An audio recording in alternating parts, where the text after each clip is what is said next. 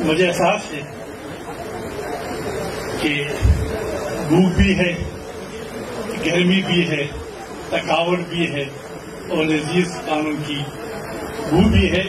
میں انشاءاللہ مختصر تقریر کروں گا، لیکن چونکہ ایک چٹنی باڑی کی ذمہ دار فرض کی حیثیت سے مجھے ضروری ہے کہ میں بات کر لوں.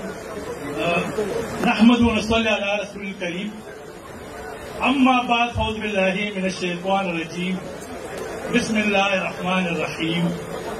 ہمارے اور آپ کے محترم قابل عزت سپریم کورٹ بار اسوسیشن کے صدر عبداللطیف افریدی صاحب، ہمارے Peshawar high court bar association کے صدر بلاول خٹک صاحب، کیسر خان جنرل سیکرٹری، ان کی کیبنٹ، اسٹیج پر تشریف فرما مختلف ممالک مختلف بار اسوسیشن کے صدور، وائس چیئرمین ایگزیکٹو کمیٹی، ملک بار کے ایسوسیشن کے صدور نمائندے اور یہاں پختونخوا کے صدور جنرل سیکرٹری، میں سب سے پہلے اپنی طرف سے پاکستان بار ایسوسیشن کی طرف سے ملک بھر سے آئے ہوئے مہمانوں کو پختونخوا کے سرزمین پر پختونوں کی دھرتی پر اپنی طرف سے خوش آمدید کہتا ہوں. آپ کو شکریہ ادا کرتا ہوں کہ آپ نے ڈٹن سفر طے کر کے ہمارے اس محفل کو اس پر عمل احتجاج میں شمولیت کر کے ہمارے حوصلہ افزائی کی. میں آپ کا بہت مشکور ممنون ہوں.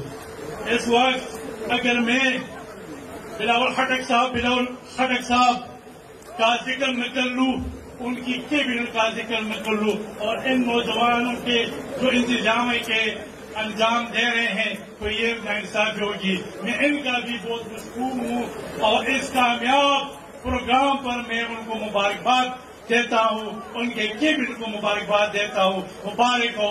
آپ نے پہلے بھی مطلب اسلام آباد میں بھی ہمارے آنکھ اونچی کیا اور آج بھی مطلب یہاں آئے تو میں آپ کا بہت مشکور اور ممنون ہوں. عزیز ساتھیوں، یہاں جو کنونشن ہو رہی ہے تو یہ ایک چھوٹا کنونشن ہے ہمارے ملک میں. اس سے پہلے کنونشن کراچی میں ہوا تھا، اس کے بعد ملتان میں، اور یہ 9 ستمبر کو یہاں اسلام آباد میں کنونشن ہوا تھا. اور اس کے ساتھ ایک بڑی جو بڑی کامیابی تھی وہ یہ تھی کہ پاکستان قیام سے لے کر اب تک سپریم کورٹ کو کسی نے بند نہیں کیا. لیکن ہمارے اس محترم، ہمارے اس بہادر، ہمارے اس نڈر، ہمارے اس نوجوان بوڑھا میں نہیں کہتا ہوں، اللہ تعالیٰ کا سایہ ہمارے سر پر ہمیشہ کے رکھے. ان کی قیادت میں ہم نے سپریم کورٹ کو بند کر دیا، ہڑتال کر دیا آپ لوگوں کی وجہ سے. اور یہ ایک تاریخ صاف فیصلہ تھا کہ ہم نے کر لیا، کیونکہ ہم یہ تانے دیے جا رہے تھے کہ سب ملک بھر میں تمام ایسوسیشن، تمام ہائی کورٹ میں ہڑتال کی جاتی ہے لیکن سپریم کورٹ میں نہیں کیے. وہ ہم نے دکھا کر بتا دیں ان لوگوں کو. جی ساتھیوں، عدلیہ کی آزاد و مختاری کیوں ضروری ہے؟ ملک میں آئین کی پاسداری کے لیے، قانون کی بالادستی کے لیے، بشری حقوق کے لیے اور جمہوریت کو دوام پہنچانے کے لیے عدلیہ کی آزادی بہت ضروری ہے. پھر سوال یہ آتا ہے کہ عدلیہ اور خود مختاری کس طرح آئے گی؟ کیا ہمارے ان تحریکوں سے آئے گی؟ کیا ہمارے احتجاجوں سے آئے گی؟ آئے گی. اور ممکن ہے تو میں ان کو بتا دیتا ہوں کہ آزاد عدلیہ کے لیے، خود مختاری کے لیے میرٹ پر اپوائنٹمنٹ کی ضرورت ہوتی ہے. اگر پروری سے پاک اپوائنٹمنٹ ہونی چاہیے. حکومت کے اداروں کی مداخلت سے پاک ہو. پھر یہی ججز میرٹ پر بن کر تو پھر یہ اپنے ضمیر کے مطابق، آئین کے مطابق فیصلے کریں گے. اور اگر اس کے برعکس کسی ادارے کی سفارش پر حکومت کی مداخلت پر کوئی جج بن جاتا ہے تو وہ پھر عدلیہ آزاد نہیں ہو سکتا ہے، پھر وہ جج آزاد نہیں ہوتا ہے، پھر وہ اس ادارے کے مطلب ماتحت ہوں گے. لیکن اگر عزیز ساتھیوں، ہم عدلیہ کی ہسٹری پر ذرا نظر دہرائیں تو ہمیں معلوم ہوگا کہ عدلیہ نے ہمیشہ ڈکٹیٹرشپ کے ساتھ کی ہے کہ ہمیں پاکستان سے لے کر اب تک ایوب خان مارشل لا کو کس نے سپورٹ کیا تھا، ضیاء الحق کی مارشل لا کو کس نے سپورٹ کیا تھا، پرویز مشرف کی مارشل لا کو ڈکٹیٹرشپ کو کس نے سپورٹ کیا تھا۔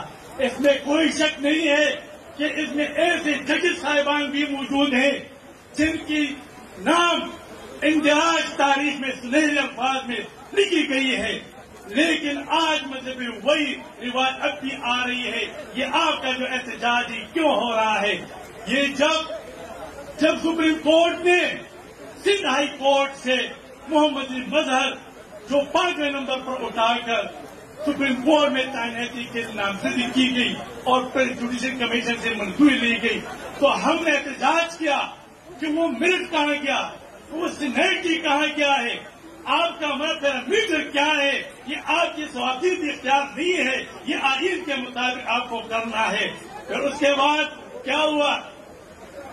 لاہور ہائی کورٹ کے جونیئر جسٹس عائشہ ملک کو وہاں پر اٹھا کر نامزد کیا، لیکن ان کی یہ کوشش بھی ناکام ہو گئی کیونکہ نمبر پورے نہ ہو سکے تو ان کو ڈیفر کر دیا گیا۔ میرا عزیز ساتھیوں، ہمارا یہ واضح موقف ہے، وکلاء کے کالے کوٹ خیبر سے لے کر کراچی تک، کراچی سے کوئٹہ تک، بلوچستان تک، پیر خان تک ہمارا ایک واضح موقف ہے، اور ہم ان سپریم کورٹ کے ججز صاحبان کو، چیف جسٹس کا آپ کو کھل کر بتاتا ہوں کہ ہائی کورٹ سے لے کر سپریم کورٹ میں ججز کی تعیناتی میرٹ اور سینئرٹی پر ہو، اور ان کے لیے ایک طریقہ کار وضع کرنا چاہیے، ایک پیرامیٹر ہونی چاہیے، اور یہ ذاتی پسند ناپسند کو بند کیا جائے۔ یہ اپوائنٹمنٹ میں جو حکومتی ادارے مداخلت کرتے ہیں ان کو بند کیا جائے، اور آپ ان ججز کو سلیکٹ کر لیں، انویٹ کر لیں جو ان کی انٹیگریٹی پر کوئی شبہ نہ ہو، ایماندار ہو اور ضمیر کے مطلب فیصلے کر لیں۔ عزیز ساتھیوں، آپ یہ دیکھ رہے ہیں کہ یہ سپریم کورٹ میں جو کچھ ہو رہا ہے یہ ایک سازش کے تحت ہو رہا ہے۔ یہ کچھ جو ہو رہا ہے یہ حکومتی وقت سپریم کورٹ میں بی ٹیم بنا رہے ہیں، اور جب یہ بی ٹیم بن جائے تو پھر حکومت سے اپنے مرضی کے فیصلے لینے کی کوشش کریں گے، اور پھر ان کا جو ٹارگیٹ ہے وہ جج صاحبان ٹارگیٹ ہے جو زمین کے مطابق فیصلے دیتے ہیں، جو آئین کے مطابق فیصلے دیتے ہیں، جو مظلوم طبقے کے بات سننے والے ان کے خلاف یہ کارروائی کریں گے۔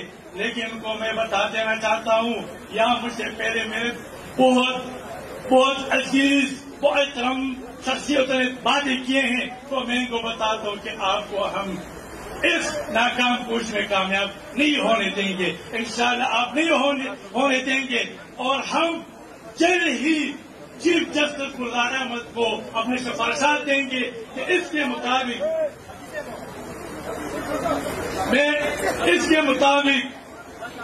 آپ طریقہ کار وضع کر لیں، ورنہ مطلب آپ کے ہم ایک مطلب اپوائنٹمنٹ کو نہ رہیں گے۔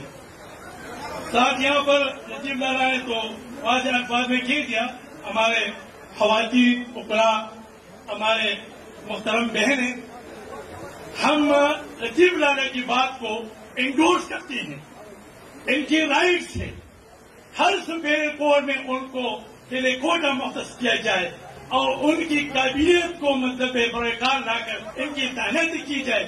صرف ایک عائشہ ملک سے ہمارے مطالبہ حل نہیں ہو سکتا ہے، اس سے مطلب اپوائنٹمنٹ سے نہیں ہوتے، جب تک کہ آپ مطلب اسی خصوصی طور پر ہمارے جو خواتین لیڈیز وکلاء ہے ان میں مطلب آپ سلیکشن کر کے سپریم کورٹ ہائی کورٹ میں تعیناتی کے لیے مطلب ان کے لیے موقع دیا جائے۔ عزیز ساتھیوں، میں کچھ حکومت کی کارکردگی پر بات کروں گا۔ عزیز وکلاء بھائیوں، محترم بہنوں، میں موجودہ حکومت کی مہنگائی کی بات نہیں کروں گا، میں بے روزگاری کی بات نہیں کروں گا، میں قرضوں کی بات نہیں کروں گا، میں غربت کے بجائے غریب کو ختم کرنے کی بات نہیں کروں گا، لیکن یہ بات ضرور کروں گا کہ موجود حکومت کے جتنے بھی اقدامات کر رہے ہیں وہ غیر آئینی ہے. ہماری پارلیمنٹ موجود ہے، پارلیمنٹ کی موجودگی میں میں ایوان صدر کو عادل کی فیکٹری بنا کر آئے دن نئے مطلب اپنے اقدامات کو قانون شکل دینے کے لیے آرڈیننس جاری کرتے ہیں. ہم ان کی مخالفت کرتے ہیں.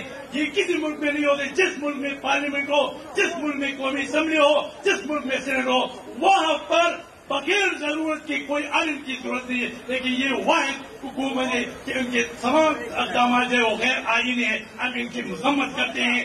تو یہ حکومت ہماری مطلب ان اداروں میں مداخلت کرتے ہیں. سب سے پہلے ہمارے ادارے کو، ہمارے قرآن کو یہاں میرے دوست نے کہا کہ یہاں پر مرزا پر بیٹھا ہوا ہے اور نصیر کا نام لے کر میں ان کو بتاتا ہوں کہ آپ کس طرح مطلب ہمارے قرآن کے وفاداریاں خریدیں گے.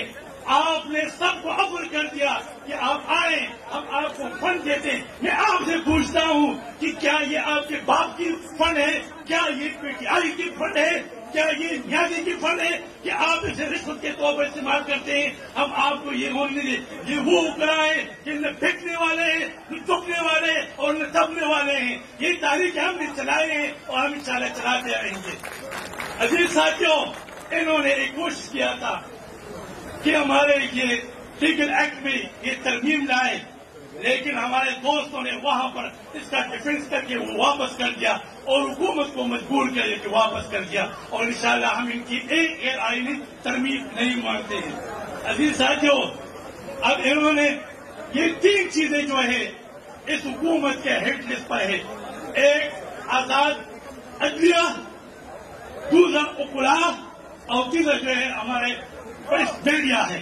اب انہوں نے پاکستان میڈیا ڈیموکریسی کی شکل میں قانون لا رہے ہیں جہاں پر آزاد صحافت کو دبانے کے لیے، صحافت کی آزادی کو قدر لگانے کے لیے مجھے وہ لا رہے ہیں. میں ان کو بتا دیتا ہوں کہ ہم ان صحافی دوستوں کے ساتھ ہیں جنہوں نے ہمیشہ صحافت کی آزادی کے لیے قربانیاں دی ہے. اب ان کے ساتھ شان بشانہ ان کے ساتھ کرے ہیں، شان بشانہ ان کے حقوق کے لیے انشاءاللہ لڑیں گے.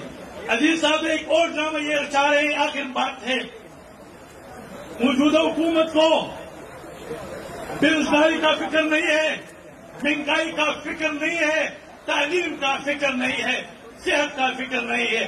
آج حکمران جماعت کا جو فکر ہے وہ صرف ایک فکر ہے، اور وہ کیا فکر ہے؟ وہ اگلا الیکشن کا جیتنے کا فکر ہے. ان کو پتا ہے کہ میں ڈلیور نہ کر سکا، میں نے جو وعدے کیے تھے ایک وعدہ بھی نہیں نبھا سکا تو لوگ مجھے نفرت کرتے ہیں. تو انہوں نے کیا کر رہے ہیں کہ وہ ایک آرڈیننس لا رہے ہیں، پارلیمنٹ میں الیکشن اصلاحات کے نام پر امینڈمنٹ لا رہے ہیں، اور اس میں اصلاحات میں جو ہے وہ سب سے بڑا جو ہے وہ کہتے ہیں کہ الیکٹرانک ووٹنگ مشین کا ذکر کر رہے ہیں، اور دوسرا یہ کہتے ہیں کہ باہر ملک میں پاکستانی کو. ہمیں کوئی اعتراض نہیں ہے، ملک سے باہر پاکستانی ہمارے بھائی ہیں، ہمارے ساتھی ہیں، وہاں پر ہماری خون برادری زیادہ مزدوری کرتے ہیں.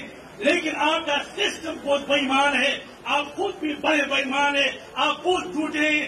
آپ نے مطلب میں ان سے پوچھتا ہوں کہ آپ نے 3 سال میں ایک مشین مطلب سینی ٹیکنالوجی شبی پراز کراتے ہیں، کبھی ہمارے صوبائی اسمبلی کو لاتے ہیں، کبھی وہاں کو میٹی میں لاتے ہیں، کبھی مطلب کسی پروگرام میں جاتے ہیں، ایک چھوٹا مشین کہتے تھے. شرم کی بات ہے، شرم کی بات ہے. ایک وزیر اعظم ذوالفقار بھٹو نے اس ملک کو ایٹم بم دے دیا، دوسرے وزیر اعظم نے اس ایٹم بم کو استعمال کر کے دھماکے کیے اور دنیا پر اپنا ایک طاقت منوایا گیا. آپ نے 3 سال میں اپنی دھاندلی کے لیے، نیکسٹ الیکشن کو چڑھانے کے لیے آپ نے ای وی مشین کو طرف کیا. شرم کی بات ہے. غریب رو رہے ہیں، غریب بڑھ رہے ہیں. اب ایک آخری بات میں جو میں انڈورس کرتا ہوں، یہاں پر مصیبت یہ ہے کہ ہمارے یہاں جوڈیشری کی دوسری معیار ہے. آپ کو یاد ہوگا جب یہاں پر محمد رضا یوسف رضا محمد کا گیلانی صاحب کا ہی واز پرائم منسٹر، تو عدالت نے توہین عدالت کی بنا پر ان کو ایک دن سزا دے کر ان کی وزیر اعظم کو ختم کر دیا گیا. پھر ایک دوسرا الیکٹڈ وزیر اعظم نواز شریف کو پاناما کیس میں اقامہ کی بنیاد پر ساری عمر کے لیے ان کو ڈسکوالیفائی کر دیا. لیکن دوسرے بنیاد کو آپ دیکھیں، جب جنرل باجوہ کا کیس آ گیا، سپریم کورٹ میں آ گیا، تو انہوں نے اسٹے کے ساتھ ساتھ 6 مہینے کی ایکسٹینشن دے کر پھر اسی پارلیمنٹ کو بھیجا. اور لیکن مجھے افسوس ہے ان سیاسی لیڈرشپ پر جو جمہوریت کی بات کرتے ہیں، جو عوام کی طاقت کی بات کرتے ہیں، انہوں نے اس امینڈمنٹ کو منظور کر کے جنرل باجوہ کو ایکسٹینشن دی گئی ہے. یہ بھی بہت شرم کی بات ہے. دوسری بات آپ یہ دیکھیں، ایک دوسری مہرائی ہماری کسی کا آپ دیکھیں، آپ کو یاد ہوگا کہ زرداری صاحب کی حکومت میں اور یہاں پر ہمارا امیر حیدر صاحب کی یہاں وزیر اعلیٰ میں ہم نے 2 قانون سازی کی تھی. ایک ہم نے ری اسٹیٹمنٹ آف سیکنڈ امپلائی 2010 جو کہ وفاق نے پاس کیا تھا، اور دوسرا ہمارا پختونخوا نے پاس کیا تھا ری اپوائنٹمنٹ آف سیکنڈ امپلائی. اور ان دونوں قوانین کے ذریعے پاکستان کے ان غریب لوگوں کو، ان غریب ملازمین کو جو کہ ان کی سڑک کو برخاست کیا گیا بغیر وجہ، ان کے چولہے کو ٹھنڈا کر دیے تھے، تو ان 2 قانون کی وجہ سے وہ سارے بحال ہو گئے، ان کو نوکری مل گئی، ان کے خاندان کو کھانا مل گیا. لیکن اس حکومت نے سپریم کورٹ کو مجبور کر کے اس جسٹس کو مجبور کر دے جو ان کا آخری دن کا ریٹائرمنٹ کا، اس نے ایک قلم کے ذریعے سے وہ 17,000 امپلائی کو برخاست کر دیا. ان دونوں قوانین کو منسوخ کر کے شرم کی بات ہے. ہم ان کو نہیں مانتے ہیں. ہم ان غریب ملازمین کے ساتھ 17,000 خاندانوں کے ساتھ کھڑے ہیں. انشاءاللہ ہم ان کے لیے سپریم کورٹ میں بھی کیس کریں گے. ان کے لیے مطلب ہر جگہ پر میں جہاں بھی جائیں گے ہم ان کے ساتھ ہوں گے. Thank you very much. آخر میں ایک بار پھر میں آپ کا ٹائم بھی لے لے گا، گرمی بھی ہے. میں ایک بار پھر اپنی طرف سے پاکستان بار کونسل کے تمام مہمان گرامی کے تمام مطلب شخصیات جو ہے تشریف لائے ہیں، ان کا شکریہ ادا بھی کرتا ہوں، ان کو خوش آمدید بھی کہتا ہوں. تمام مطلب جو ہمارے اسٹیج پر بیٹھے ہوئے میں آپ کو مشکور ہوں. اور پھر ایک بار میں یہ میرے ساتھ ایک بات کر لیتا ہوں.